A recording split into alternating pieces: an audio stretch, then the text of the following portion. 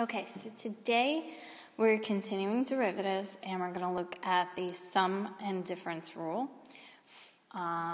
We actually did do that when we went over the power rule, so that when it's not just one term, when you can use the power rule, you can have many terms and then do the power rule for each of those terms, as long as you see those exponents. So we'll review that in a minute. Here we go. So I have example 1 here. This is kind of an extension from the last lesson, and it obviously does use a little bit of a sum and a difference. So it says find the equation of a line perpendicular to the tangent, okay, to the curve, and they give us the curve as y equals x cubed minus 3x plus 1. At the point 2, 3. So they do give us an x and a y, which is great. All right, so one of the things that we need to understand is that they're talking about that there's a tangent to the curve listed here. And so that means that we can find the slope of the tangent line, and if we needed to write the tangent line to the curve at this point. But we don't need to do that. What we do need to focus is to find the slope of the tangent line to this curve at this point. That's it, just the slope. That's the first thing. So to do that, we need the derivative of this equation because that's the slope of your tangent line. So if we use the power rule for the first term, we get 3x squared. If we use the constant multiple rule, which is also an extension of the power rule, you get -3, and the constant rule is that this becomes 0. Again, you can still use the power rule. That will still work to give you the -3 plus 0, but we don't need to do that. So now we used our rules to find the derivative. And so this is giving us the slope of the tangent line to the curve, okay, at any point. But we need it at this particular point when x is 2. So we're going to plug into 4x. Always substitute last. Don't do it in the beginning.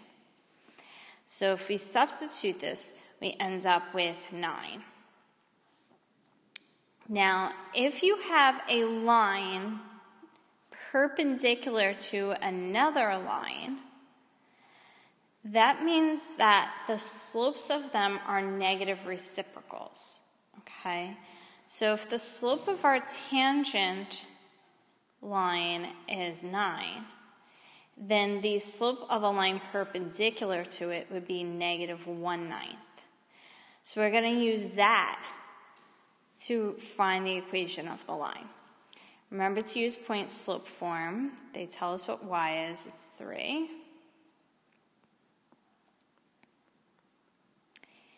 And again, x is 2. And we typically just solve for y.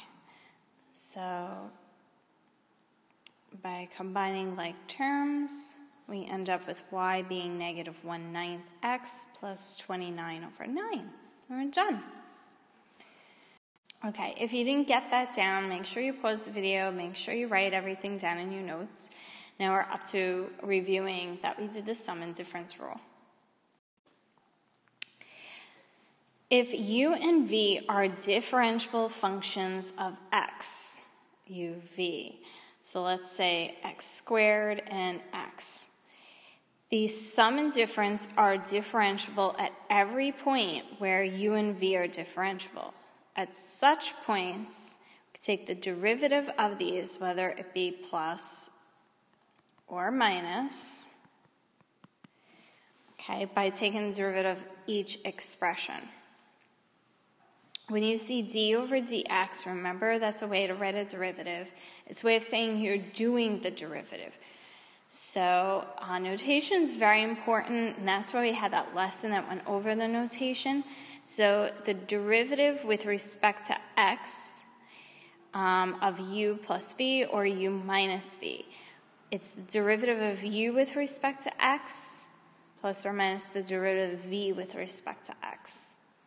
Okay, so basically it's what we've been doing. to find the derivative using the power rule. Now, sometimes they are not differentiable functions of x, but perhaps a different variable. So in the future, the notation becomes ever more important, okay, as you're doing these problems. So the more you get used to seeing it and writing it now, the better off you will be in the future. All right, so make sure that you get this down, and we have one more example. Okay, so in example 2, it asks, does the curve y equals 1/4 x to the 4th plus 2/3 x cubed minus 5/2 x squared minus 6x have any horizontal tangents? If so, where? So you have to identify that it does say the word tangent, and that means that you're finding the slope of the tangent line, which means you're finding the derivative. Okay, so now we know that we can use the power rule with the sum and difference rule, obviously sum, difference, to find the derivative. So if I do the power rule for this one, it actually just becomes x cubed, okay, because 4 times 1/4 is 1. And for this term here, it becomes 2x squared because 3 times 2/3 is 2. For this term here, we end up with just 5x because 2 times 5/2 is just 5. And here we just have minus 6. It's a constant multiple rule. So at this point, we're just going to review that if it says something about a horizontal tangent, so your tangent line is a horizontal line, that means that its slope is 0. So the slope of our tangent, or our derivative, must equal 0.